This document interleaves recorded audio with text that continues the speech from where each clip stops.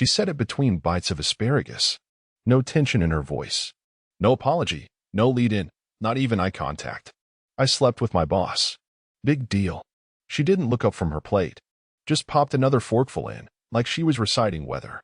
The way she said it, indifferent, mechanical, practiced, made my skin crawl more than if she'd screamed it into my face. The clock behind her ticked. 7:12 p.m. I stared at the flame of the candle flickering between us and blinked once. Just once. Cassandra sipped her wine. Some overpriced bottle she'd picked out last week after a client dinner. She swirled it, sniffed it, and smiled faintly, like she had just unburdened herself and now felt lighter. Liberated. I didn't flinch. I didn't yell. I didn't even raise an eyebrow. Instead, I calmly placed my fork down, folded the linen napkin with my usual symmetry, and stood up from the table. She kept chewing. Her eyes flicked up, finally, with just a glint of something, not regret, not fear. No, this was confusion. Like she couldn't quite figure out why I wasn't giving her the performance she was expecting. Doug, she said, drawing out the O like I was a child about to be corrected. I walked past her. Doug, come on, she said, laughing now. You're not seriously mad, are you? It's not like we've been close lately. You're always so distant. So methodical. Still, I said nothing. My steps echoed against the hardwood. It was always her complaint that I didn't react, that I was too cold, that I processed things like data in a spreadsheet instead of emotions in a marriage. But what she never understood was that silence isn't weakness. It's preparation. I entered the hallway, past the framed photo from Aruba, the one she made me pose for in that ridiculous straw hat, and moved toward the study. She stayed at the table, assuming, I'm sure, that I'd go stew in my man cave, maybe return in an hour to try and talk things out, while she played the victim and blamed stress, her boss, hormones, and eventually, me. But I didn't go to stew. I went to complete. You don't work in logistics for 31 years without learning how to build a system, anticipate failure, and have contingencies locked and loaded. Cassandra always thought of me as boring, reliable, predictable. She thought that meant harmless. She forgot that I spend my life designing fail-safes. And she just triggered one. I heard her chair creak. She wasn't laughing anymore, probably realizing the silence had stretched a bit too long, that the absence of emotion wasn't apathy, it was tension. Controlled, boiling beneath glass. And glass breaks. Doug, she called out again, sharper this time. I paused at the doorway to my study.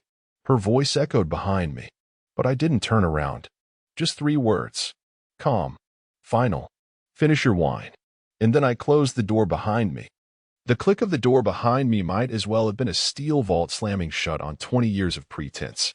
I didn't rush. I didn't need to. Every step had already been mapped out, logged, time-stamped, just like the logistics systems I spent my career perfecting. Cassandra thought she was unpredictable, but predictable people make the best mistakes. They repeat patterns, use the same hotel, keep the same excuses, even cheat the same way their boss does, sloppily, arrogantly, like no one would ever bother to trace the mess they leave behind.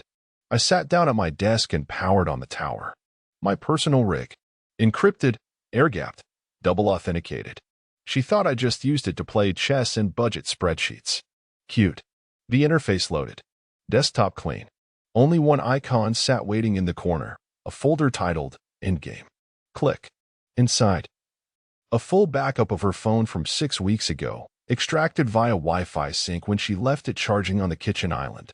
Transcribed WhatsApp voice messages between her and Martin that would be the boss, including one particularly colorful rant about how she needed someone who wasn't built like a filing cabinet. Calendar events cross-referenced with GPS pings from the Tesla app one had mirrored onto my account 6 months ago. Voice recordings from the in-car assistant, triggered by a routine phrase she used to call him, call Martin, private cell. The AI logs those commands, stores them in the cloud. She didn't know that. The cherry? Her business dinner, receipt from 3 Thursdays ago, billed to her company card. Same night I had brought home takeout and she'd claimed she was too tired to talk. I even had a screen grab of the restaurant's check-in history, showing her table for 2 under Cassandra. Everything cataloged. Dated. Sorted. No accusations. No assumptions. Just evidence. Cold, neat rows of it. I dragged the folder to the USB drive, labeled it turnkey, and watched the progress bar fill like a slow-burning fuse. There was something cathartic about it, the clean click of digital vengeance. No chaos, no shouting, just verification. Once the transfer finished, I popped the drive out and laid it on the blotter. Then I reached for the envelope. It wasn't some crumpled thing. It was heavyweight, off-white, the kind used for wedding invitations or retirement announcements. Appropriate, I thought. After all, I was announcing the death of her illusion and the retirement of my silence. I slipped the USB inside. Then, and this part was deliberate, I grabbed a red fine-tip pen and wrote 2 words on the front, dead center in small, meticulous print. Your turn. She thought she'd gotten the first move, that she'd tilted the board in her favor. No, she was just the warm-up, the pawn sacrifice. Now came the game she didn't even know she was in. I sealed the envelope and placed it face down in the center of my desk. She was still in the kitchen, probably rinsing her plate or checking Instagram or texting Martin something smug. She had no idea the reckoning was already archived. She wouldn't see it tonight. Not yet. First, I had to schedule the drop. Precisely. Discreetly. And when it landed, it wouldn't just be a message. It would be a verdict. The house was quiet by 10. Cassandra was on the couch, legs curled under her, sipping her second glass of Pinot and cackling at some late-night streaming comedy special. The laugh she used when she wanted to sound carefree, younger. The kind of laugh that said, "Look at me, I'm still fun." It echoed down the hall like nails dragged gently across drywall. I didn't watch. I didn't comment. She glanced back once and caught me in the doorway. I gave her a slight smile, practiced, warm, meaningless. She smiled back, oblivious. She probably thought I'd cooled off, gone upstairs to lick my ego. Maybe she assumed a stiff drink and a long shower would break me down by morning. Let her believe it. I walked up the stairs, closed the bedroom door behind me, sat down at my desk. My personal laptop, separate from my work machine, sat waiting in sleep mode. I tapped the space bar. The glow from the screen cut a clean halo through the darkroom. No distractions, just numbers, terms, and time. I opened the folder labeled prenup _ 1997 _ final. Most people forget those documents exist after they sign them. Cassandra had. She assumed time diluted it, like wedding vows or gym memberships. But mine was bulletproof. I knew it because I'd updated it every 4 years like clockwork, just in case. Always legally valid. Always notarized. And, most importantly, it had a clause. Fidelity. Breach of that clause voided any right she had to the condo, the retirement shares, the healthcare plan, and most importantly, my name. She would walk away with exactly what she brought in. I cross-checked the clause's wording. Still ironclad. Then I opened a blank email and began typing. Subject, execution of Clause 14, prenuptial agreement. Body. Per our previous documentation and the attached evidence package, I am invoking Clause 14, subsection B, effective immediately. I authorize you to begin proceedings for asset protection, emergency financial isolation, and pre-divorce filings under Section 4.3. I attached the folder from the USB backup, the same one titled Turnkey. Evidence. Dates. Times. Transcripts. It wasn't rage. It wasn't revenge. It was logistics. By midnight, the email was sent. At 12:13 a.m., I received confirmation. My attorney, Stewart, didn't need details. He knew my style. He simply wrote, "Understood. I'll handle it discreetly. Expect first drafts tomorrow afternoon." By 1 a.m., I was on the banking portal. Our joint checking account. Split. Her debit card? Flagged. Access to the emergency fund? Revoked. Not denied, just frozen. Quietly. Surgically. I left her personal savings alone. I wasn't cruel. Just clean. At 2:45 a.m., I drafted the apartment notification. I was the sole leaseholder. Cassandra had never signed anything. She assumed marriage was the paper that mattered. It wasn't. The condo board would receive the request for authorized occupant removal within 24 hours. With the prenup active, she'd have no leg to stand on. By 3:30 a.m., I'd packed a week's worth of clothes into a duffel bag. 1 suit, 2 dress shirts. Casuals. Nothing sentimental. Just inventory. At 4:10 a.m., I printed a list, bullet-pointed, of the exact items she could keep. No arguments later. No messy fights about who gets what. It wasn't emotional. It was a transaction. A controlled demolition of a structure no longer viable. I sat there in the low blue glow of the monitor, breathing in the silence. At 5:22 a.m., I walked back downstairs. She was still asleep on the couch, wine glass on the coffee table, her head tilted slightly like she was mid-smirk even in her dreams. Maybe dreaming of Martin. Maybe of nothing at all. I placed the envelope, the one that said, "Your turn," neatly on the dining table. Right next to the coffee mug she always ignored. The one that read, #BossLady. Fitting. I didn't say goodbye. Didn't even glance back. I stepped out, locking the door behind me with a click that sounded far too satisfying.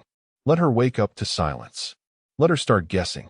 She woke up sometime around 7:15 a.m. I know this because the Tesla pinged her profile activation. The car logs that when the driver's seat adjusts to her preferences. And she always checks her email at red lights. But what she saw first was the envelope.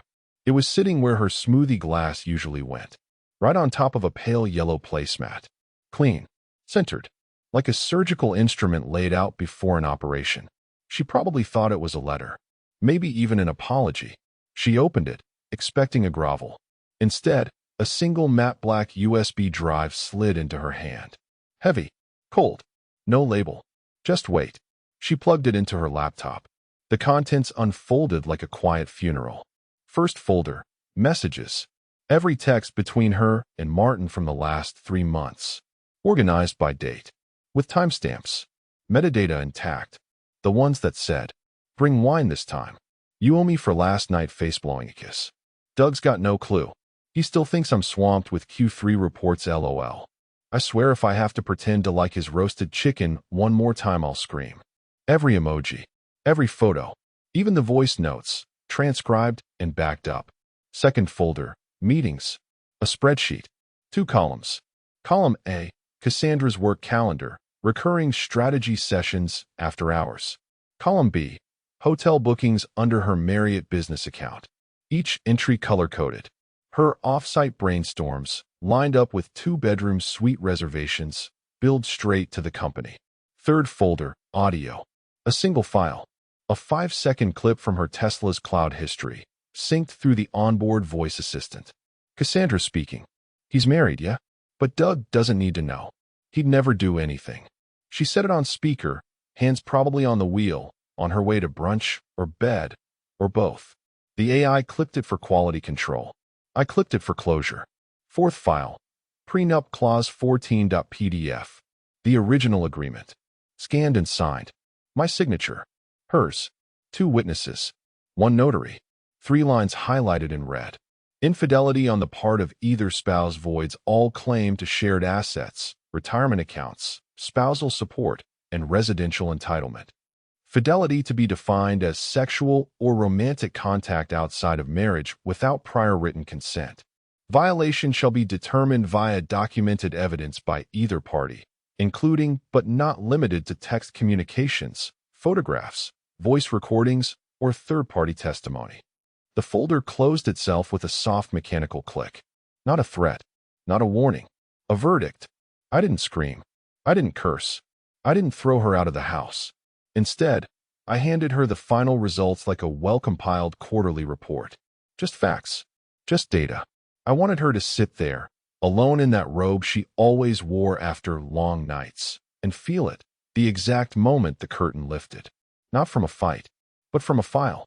Let her heart skip when she realized. I hadn't just found out. I had been building a case. Every eye roll, every fake smile, every fake client dinner, all quietly observed, documented, stitched together with timestamps and red ink. I imagine her looking at the folder names with her mouth slightly open, hands trembling just a little, trying to process how the hell I got it all. She thought I was slow, predictable, reliable Doug, the guy who packed his own lunch and labeled leftovers. But here's the thing about men like me. We don't yell. We don't chase. We build systems, and then we watch you walk right into them. And now she had. 7:58 a.m. The first message landed. "Cassandra, what is this? Why are you doing this?" Not, "I'm sorry." Not, Let me explain. Just this.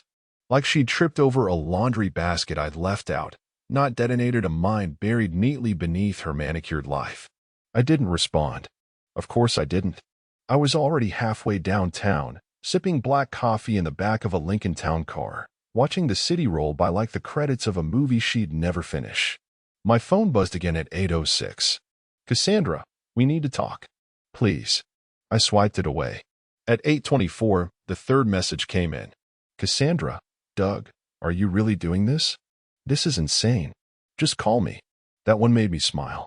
Insane, the word manipulators use when you don't fold after they break the rules. When you don't dance to the guilt-ridden rhythm they were banking on. I stepped into the office building. My lawyer, Stuart Harding, was already waiting outside the conference room, tablet under his arm, smile that didn't quite reach his eyes. He was my age, with the kind of composure most men develop only after being divorced twice and winning both settlements. We shook hands.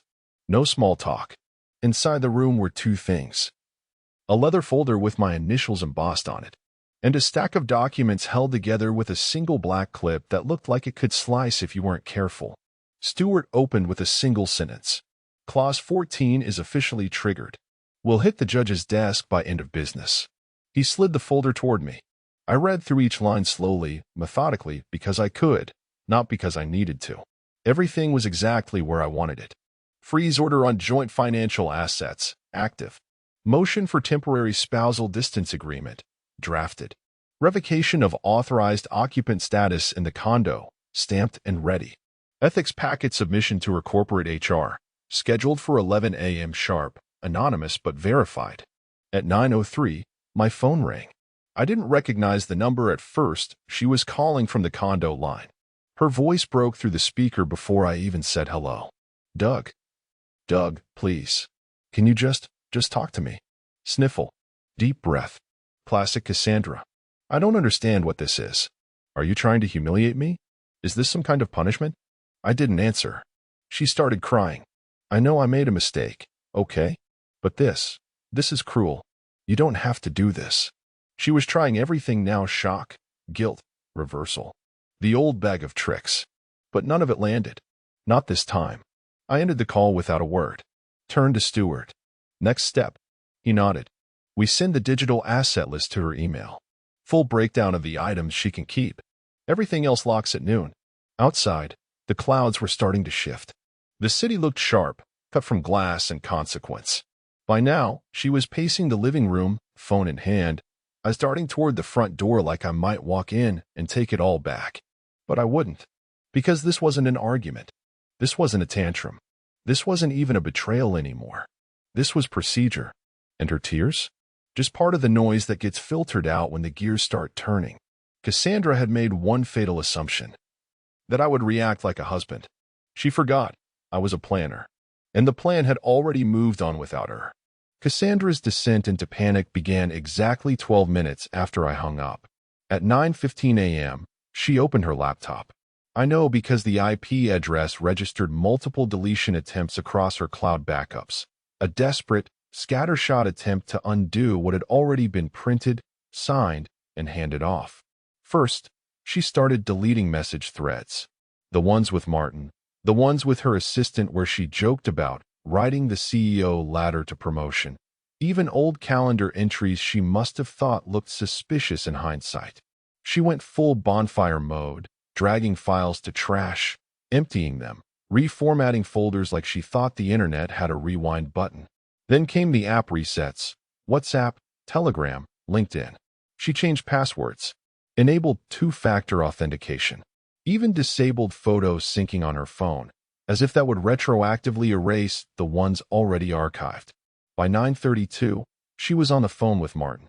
I imagine her voice cracked midway through her sentence, because corporate sharks like him don't offer comfort. They offer silence the moment liability enters the room. And Martin? He was nothing if not a liability calculator. Whatever she told him, it didn't help. Because while she was frantically trying to unpour the wine, I had already poured it, corked it, and mailed it to her boss's compliance officer with a bow. At 10 a.m. on the dot, HR received the packet. Delivered anonymously, but with all the polish of an internal audit. Screenshots. Timeline. Company card receipts. And a small note attached. Employee misconduct may compromise team integrity. Please review communication patterns between VP Cassandra R. and CEO Martin L., including expense overlaps and after-hours meeting logs. By 10:18, the email had been forwarded to 2 higher-ups and the Internal Ethics Committee. Corporate doesn't move fast unless scandal breathes down their necks. Then it flies. At 10:42, Martin was called into a closed-door session. At 10:53, his assistant, the one who never smiled, was seen boxing up 2 framed photos and a Mont-Blanc pen set from his office. And by 11:06, Cassandra received a meeting invite. Subject: Ethics Review, Confidential. Location: HR Conference 4B. Time: 1 p.m. Attendees: Cassandra R., HR Director, Legal Liaison. She didn't text me again. She didn't call. Because by then, it had shifted. This wasn't about our marriage anymore. It wasn't about love or sex or betrayal. This was about self-preservation. And Cassandra was starting to realize she'd built her career on the exact same illusion she'd built our marriage on: charisma over character, presentation over principle. But now, her charm was in a manila folder on someone else's desk. And HR doesn't give a damn about candlelight or chemistry. They care about exposure. And I had given them just enough to ignite a slow, deliberate fire, one she couldn't smother with crocodile tears or boardroom bravado. Every panic click, every deleted chat, every frantic password reset. It was like watching a fish try to wriggle out of a net that had already been reeled in. She tried to delete the past. Too bad I'd already submitted the future. At 11:39 a.m., reception called up to the 17th floor. Mr. Adler? There's a woman here demanding to speak with you. Her voice was clipped, hushed, but even through the static of the line, I could hear it. Cassandra was unraveling. I didn't look up from my monitor. Just tapped the side of my pen and said, "Is security present?" They're with her now. She's raising her voice. Of course she was. Cassandra had always been polished, in control, practiced in the art of appearing reasonable until the moment it didn't serve her. But today the cracks were starting to widen. And under pressure, that polish turns to poison. Down in the lobby, she was pacing in her heels like a storm in a glass box. Security footage showed her gesturing wildly, lips moving a mile a minute. She wasn't sobbing anymore. She was shouting, "Get him down here. I'm his wife. I have a right to speak to him." She said that last one while jabbing her finger into the chest of a retired cop with arms like tree trunks and a face that hadn't changed expression since Reagan left office. I leaned back in my chair and watched the grainy footage feed. Cassandra, in her tailored blazer and smeared lipstick, flailing in the fluorescent light like a woman trapped in her own headline. A few coworkers hovered behind me, pretending not to look. They knew something was up. I hadn't said much around the office, but they weren't stupid. You don't come in on a Wednesday with 3 lawyers' calls on your schedule and a new login password unless something's burning. And Cassandra? She was holding the matchbook. She reached into her purse at one point, a bad idea prompting one of the guards to stiffen. She pulled out her phone and slammed it onto the check-in desk. "I know he's in there. I saw his car. You can't keep me from my husband." The word sounded foreign coming out of her mouth now. Husband. Like it belonged to another life. I tapped the intercom on my desk. Reception? Yes, Mr. Adler? No contact? I said calmly. Escort her out. And send her the notice. The notice had been ready since 9 a.m., sealed envelope, hand-deliver instructions, containing the formal revocation of spousal access to all joint accounts, benefits, and property. It was also a cease and desist for workplace disturbance, signed by building security and witnessed. Reception hesitated. Would you like us to notify HR? Let them know she's no longer authorized for any visitation or access under any pretext. If she returns, police are to be called immediately. There was a pause. Yes, sir. I turned off the monitor. And I didn't watch the rest. Because humiliation, when it's earned, doesn't need to be enjoyed. It just needs to be documented. And besides, I had emails to send. My life wasn't stopping because Cassandra couldn't keep hers together. But part of me imagines the moment the guard handed her that envelope. The way she'd rip it open with shaking hands, expecting some olive branch and finding legal teeth instead. No love letter. No apology. Just a formality. Like the moment at the end of a chess game when the king isn't toppled, just surrounded. And all she could do was scream. At exactly 1 p.m., Cassandra stepped into conference room 4B, the one they use for damage control, the one with no windows. She was 30 seconds late, unusual for her. She'd spent the last 5 years gliding into meetings 5 minutes early, a Starbucks cup in one hand, faux casual confidence in the other. But today, no coffee, no confidence stride, just a tight-lipped nod to the HR director and a flicker of panic in her mascara-caked eyes. She was met by 3 people, HR, legal, and someone from employee wellness, which was just a sanitized title for corporate babysitter during meltdowns. They didn't offer small talk. No water. No pleasantries. They slid a folder across the table. Inside were stills of her texts, receipts, audio transcripts, a copy of the company's ethics guidelines, and at the bottom, stapled neatly, a formal notice of suspension pending investigation. She barely got through the second page before her voice cracked. "This is insane," she whispered. This isn't even verified. Anyone could have." The legal liaison cut her off. "Calm, professional, lethal. We've reviewed the metadata. All submissions match internal records and account histories." Cassandra blinked. "Submissions?" "Yes," HR replied. "The package was thorough, anonymous, but traceable through verified data sources. Translation: we know it was your husband, and we're not going to pretend otherwise." They didn't ask for her side of the story. They didn't want to hear about emotional distance or power imbalances. This wasn't a conversation. It was a countdown, and the clock had already been ticking before she stepped in. Back at my end, I was in a different kind of room. Not windowless, spacious and sunlit.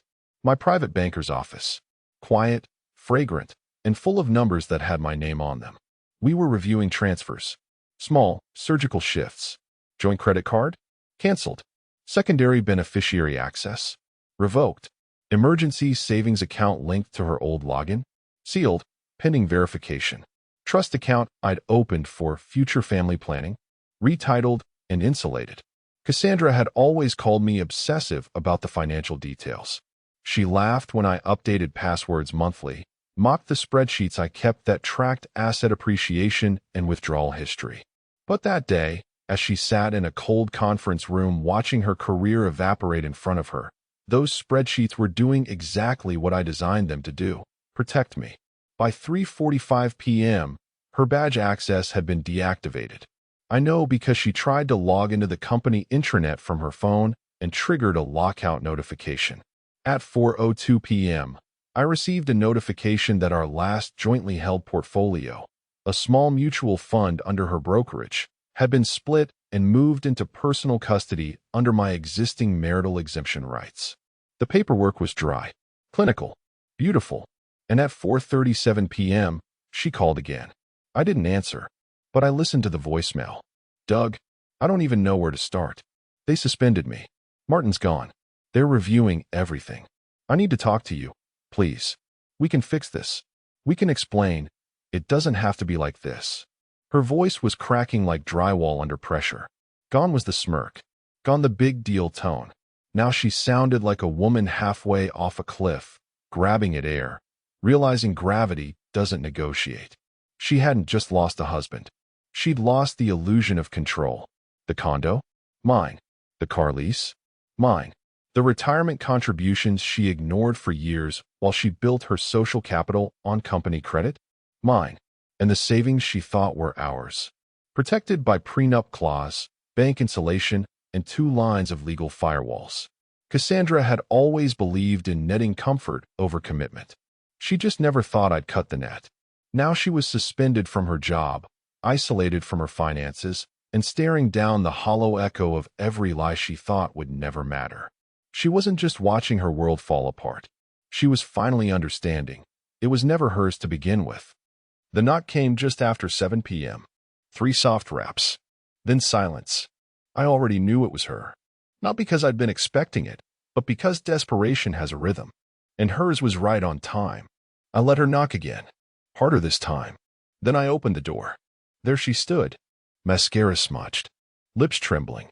Hair pulled back in a messy bun like she'd tried to make herself look humble like she thought dressing down would soften the impact.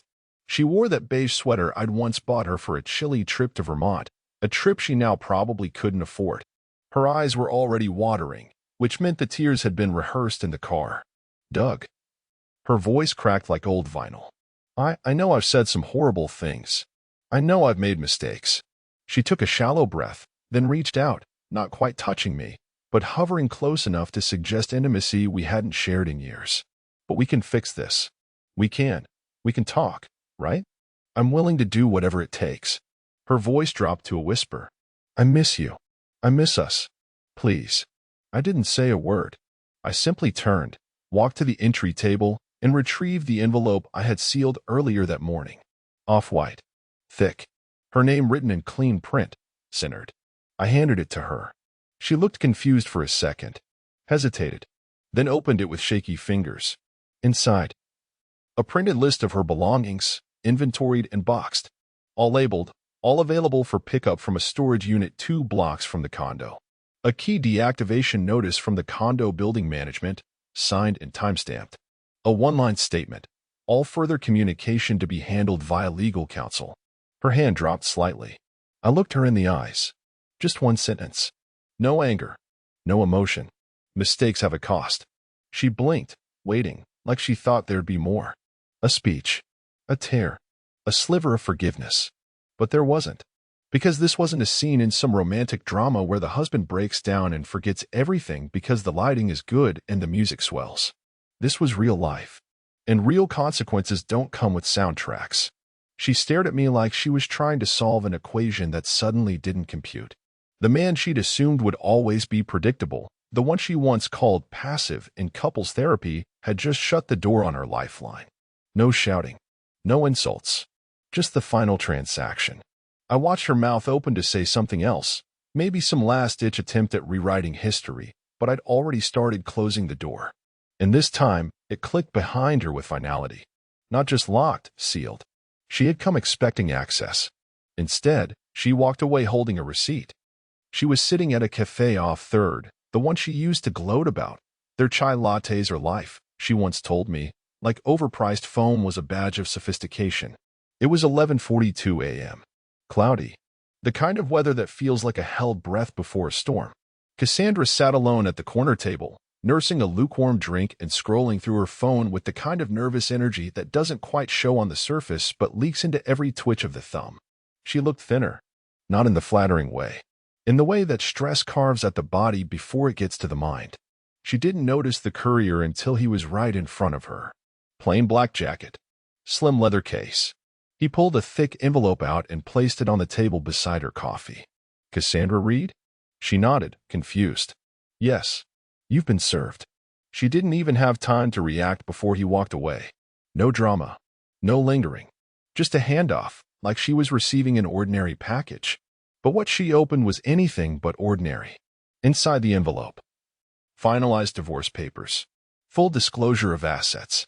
Confirmation of zero alimony, per clause 14 of the prenup. Formal declaration of marital breach. A legal summary of her workplace's executive ethics contract, which, due to her confirmed misconduct, activated forfeiture of all end-of-year bonuses and pending stock options. It was all legally clean. Every page notarized. Every term airtight. She rifled through it, her hands trembling now, her mouth slightly open like she wanted to say something, but the words hadn't downloaded yet. And then she saw it. At the very bottom of the packet, clipped to the last page, was a single folded note. In my handwriting. It read, "You once called it a big deal. I just made sure it was." That's when she froze. Her lips moved, trying to say something to herself, maybe deny it, maybe whisper some excuse into the air. But her hands went limp. The paper slid from her fingers. And then the real blow landed. She looked up. Across the street, exiting the glass doors of their corporate headquarters, was Martin. Box in his hands. Plant sticking out the top. His assistant walking 2 steps behind, holding a sealed manila envelope and his branded laptop. He didn't see her. Or maybe he did and didn't care. His tie was loose. His face slack. His career had just ended quietly, efficiently. No scandal press release. No fight. Just removal. Like a rotten tooth pulled while you sleep. Cassandra looked down again at the documents, then at the street, then at her reflection in the coffee shop window. It was all gone. The job, the security, the status, the fallback man.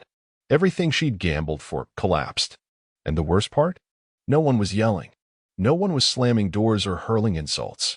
This wasn't drama. It was judgment, delivered with surgical grace.